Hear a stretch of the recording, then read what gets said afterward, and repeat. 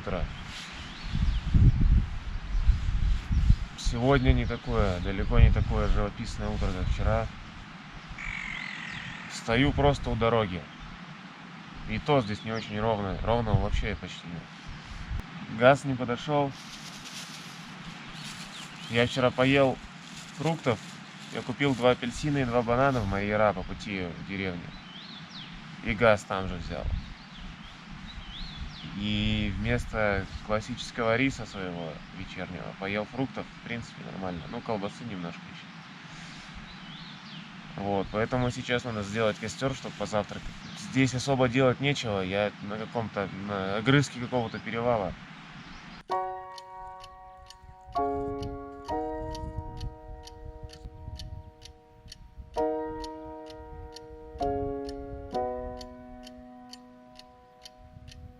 There's a rhythm and rush these days, where the lights don't move and the colors don't fade. Leaves you empty with nothing but dreams, in a world gone shallow, in a world gone mean. Sometimes there's things a man cannot know.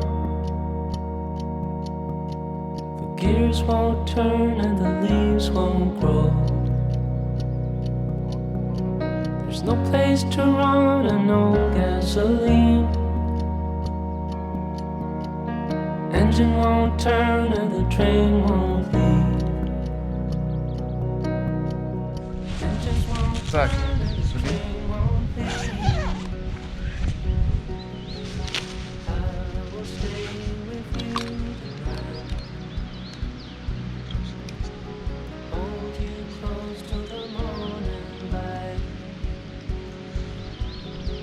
The morning watch the new day rise. Можно кушать.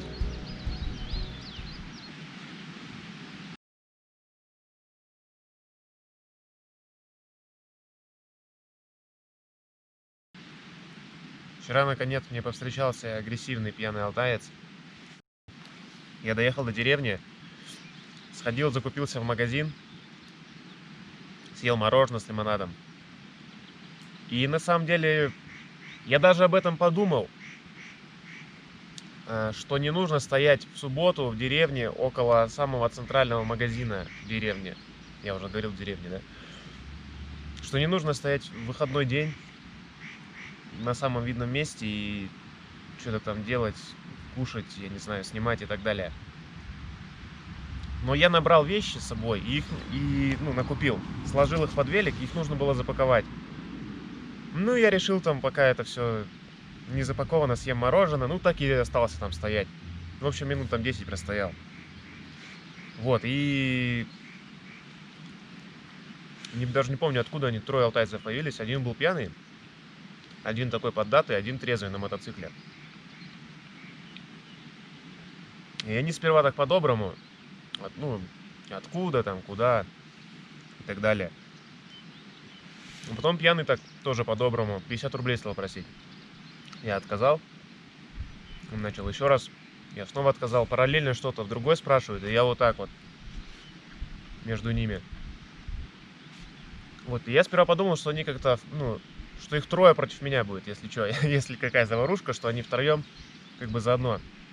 Но в итоге оказалось нет. В итоге пьяный стал агрессивничать. Ну, не агрессивничать, уже прям, ты чё, ты дай 50 рублей, на-на-на.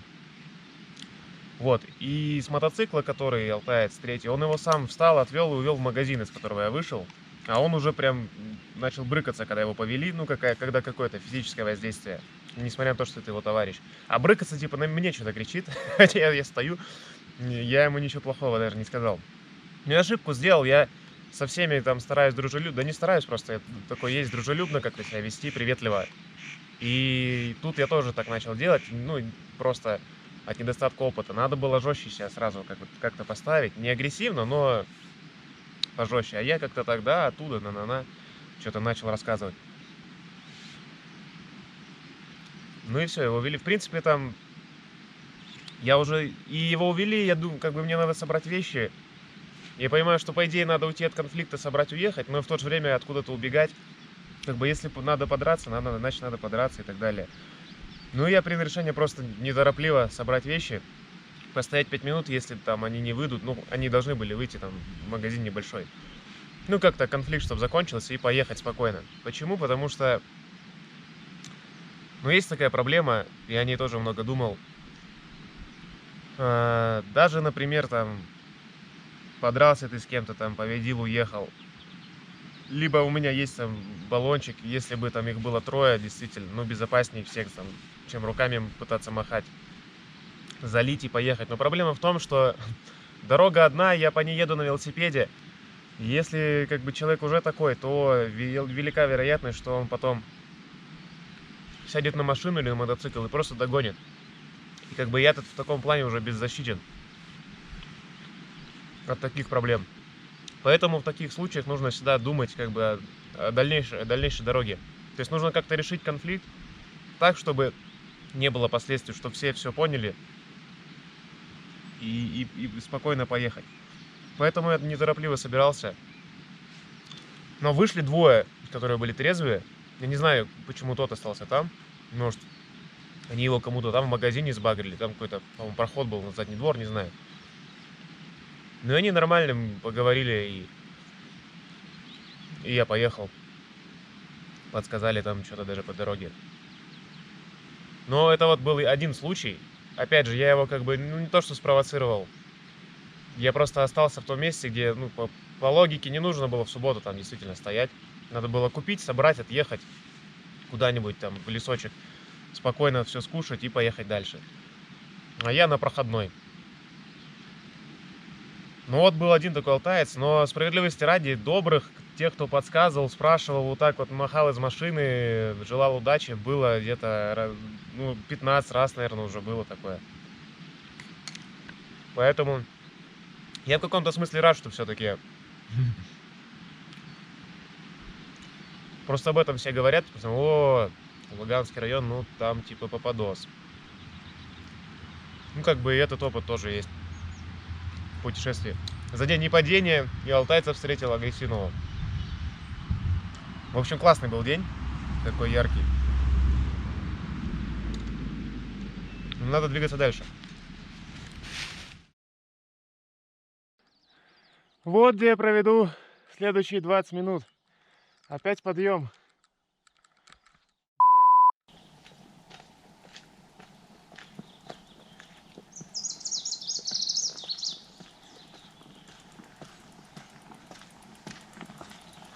Вот за мной знак в обратную сторону, если ехать, этого подъема. Один из самых крутых подъемов пока что на пути, прям вообще вот прям подряд набор. Но я забрался, сейчас будет спуск, я весь уже мокрый, вообще холодно. И на спуске прям дубак конкретный. Я в футболке, в рубашке и в ветровке, но все равно.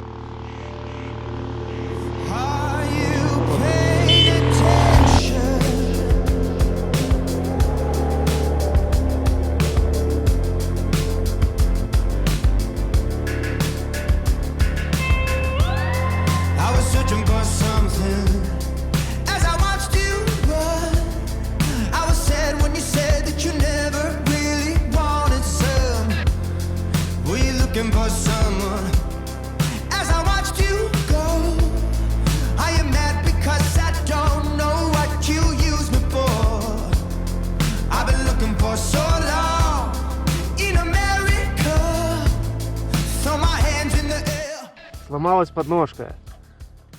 Ну так уже, навсегда сломалась. Но она долго продержалась, в принципе. Может, вес слишком большой, может, подножка дерьмовая, может, и то, и другое. Ну, теперь только класть велик придется.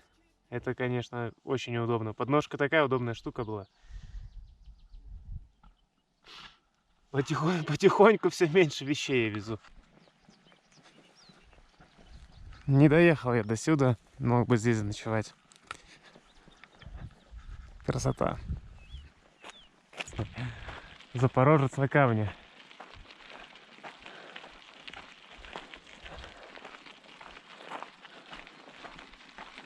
А там вон целая коллекция. Вот такая красивая речка по пути.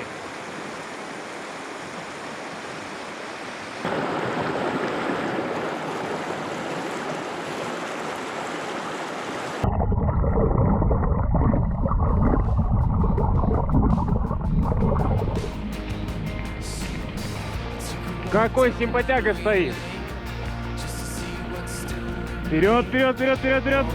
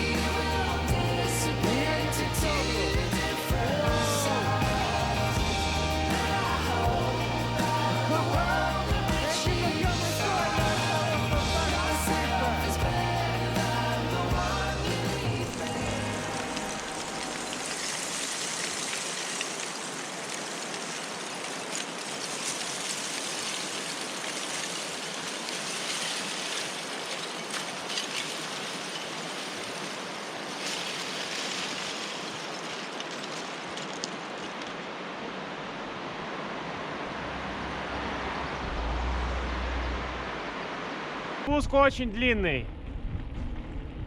Я не знаю, столько же я поднимался, больше или меньше, но этот спуск, если бы я шел в ту сторону, он бы меня прикончил точно. Но я, слава богу, еду вниз. И вокруг шикарные виды. One night to be confused, one night to speed up truth. We had a promise made, 4 hands and then away, both under influence. We had divine sense to know what to say. Mind is a razor blade to call for hands of above. Даже неловко себя чувствую. Столько спусков, все подряд, так долго.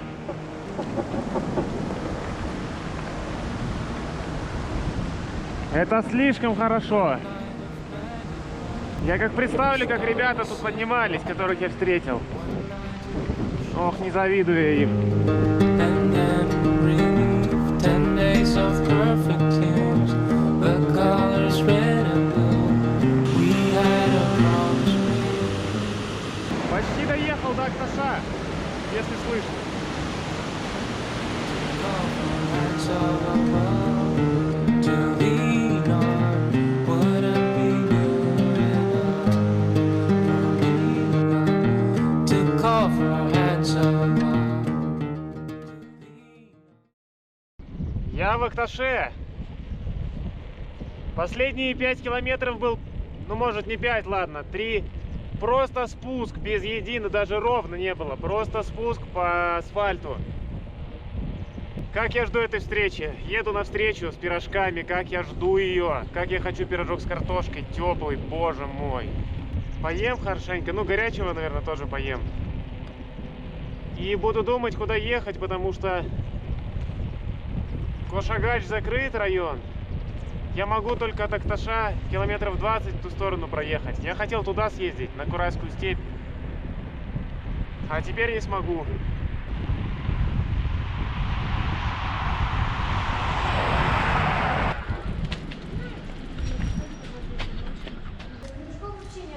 Вообще нет пирожков? Ну, главное испытание этого путешествия стало настолько очевидным для меня. Это нужно хоть где-то найти мне пирожки. Потому что их нет нигде, я не знаю, что случилось. Этого меня никто не лишит, я еду за пирожками. Ну берегитесь, алтайские кафе.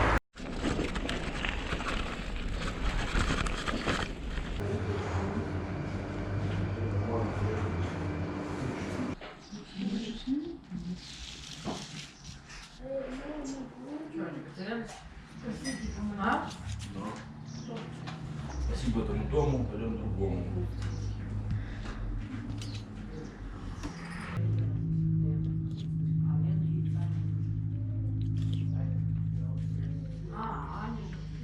пирожки закончились и тут.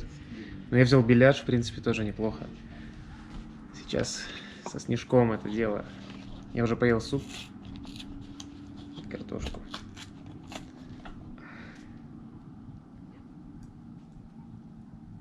Ну что, я подкрепился, восстановил силы и думаю поехать на озеро Джингис-Кольт. С Акташа до него 3,5 часа показывает ехать, но мне кажется, с моей скоростью это больше. И, наверное, не доеду до сегодня до туда. Сейчас почти 6. И еще идет дождь. Поэтому где-то там на пути, наверное, остановлюсь, поставлю палатку. А на следующий день доберусь до озера и думаю, может там денек отдохнуть. Полноценный себе дать день отдыха на красивом озере. Восстановиться и уже поехать обратно. Вот такой план.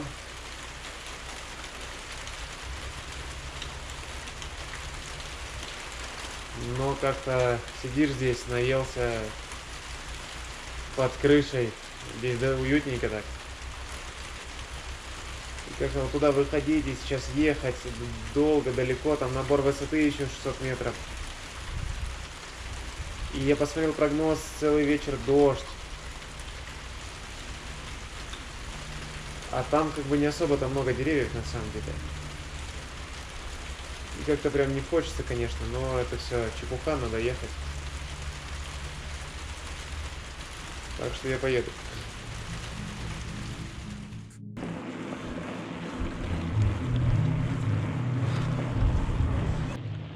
Дорога очень красивая. И машин почти нет.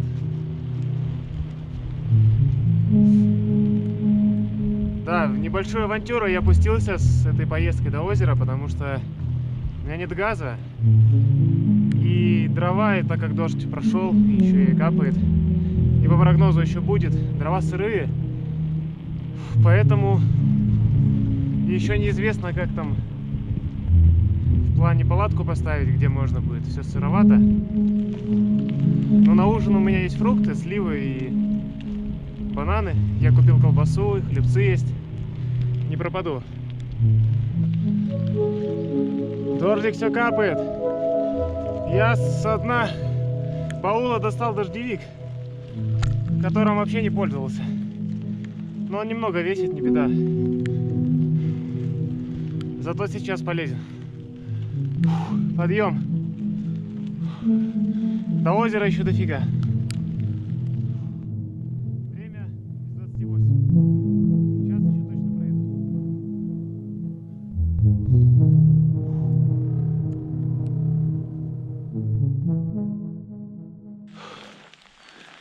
Свернул с трассы. Карта показывает сюда. Здесь более короткий путь, если на велосипеде. Ну, конечно же, подъем. Куда же без него? Ну и здесь такая уже глушь далеко, действительно. Домиков никаких здесь нет. Дорога уже относительно далеко, ее не слышно толком. Машин мало. Тайга самая настоящая. И через где-то час, может быть, я не знаю, сколько я еще пройду. Надо будет искать ночлег.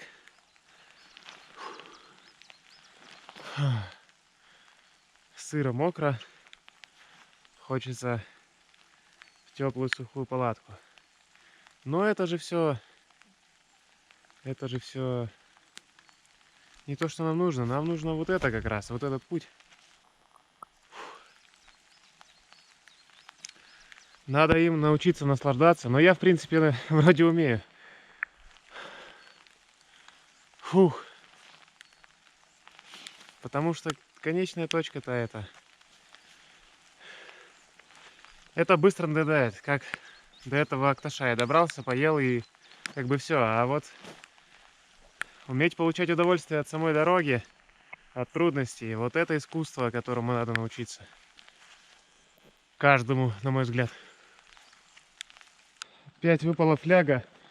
Я услышал, как она упала, я проехал мимо дерева и как-то то ли вильнул рулем. В общем, я услышал, что что-то тяжелое упало. Не сразу понял, что, и увидел, что нет фляги. И не могу ее найти уже 10 минут.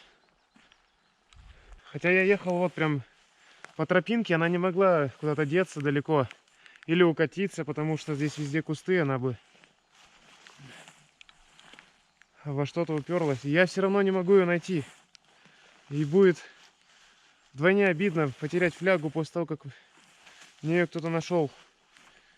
Куда она делась? Я сразу остановился. Кусты уже вглубь прошарил тоже. Еле плетусь по тайге. А время на флягу потратил минут 15. Стоял, искал. Я запомнил это место, я на обратном пути. Думаю, все равно тогда проехать здесь. Ну, по крайней мере, сейчас так думаю. Посмотрим, что это за дорога. Я даже 1/3 не проехал. О, подмокли. Всех медведей распугаю. На обратном я запомнил место, оно легко запоминается, там поворот. Поищу ее еще, потому что это досадно, конечно. Ну, либо нам с ней действительно не по пути. Ой, как много цветов. Вот здесь мне нравится, здесь просторно. Вот, казалось бы, 8 вечера. Ну, ставь здесь палатку и все. Иди пробуй делать костер. А завтра с утра пораньше выезжай. И вид такой, наверное, я так и сделаю, я же не идиот, да? Хоть раз, не в 9, не в 10. Да. Да, надо вставать, наверное.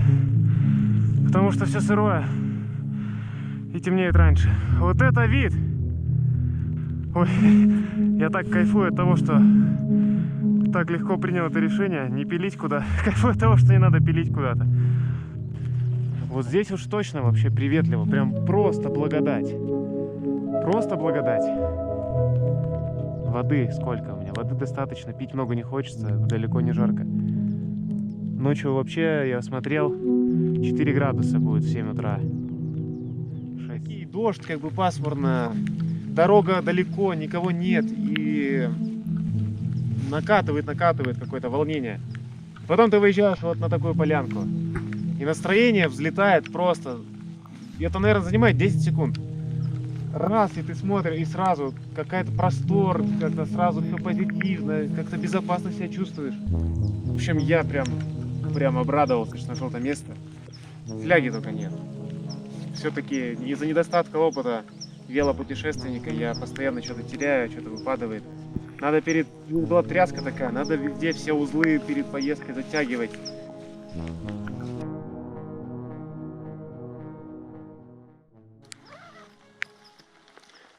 Сейчас полезу в палатку.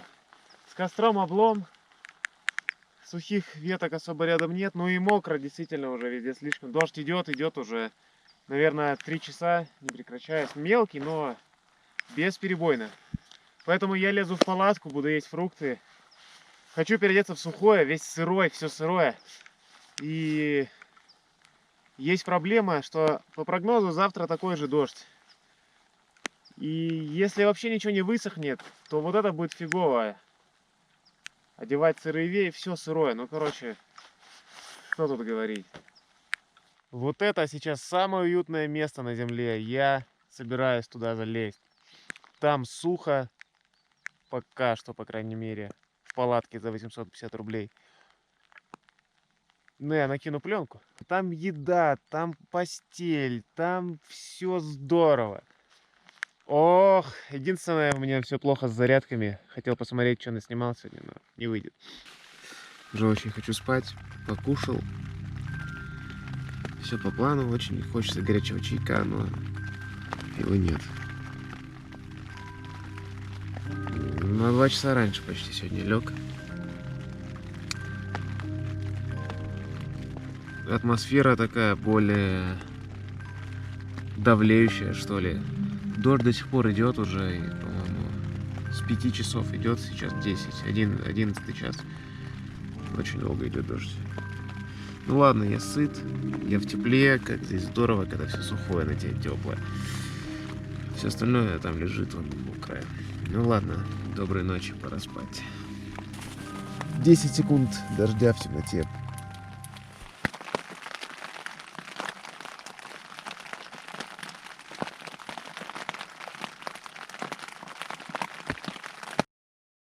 Вы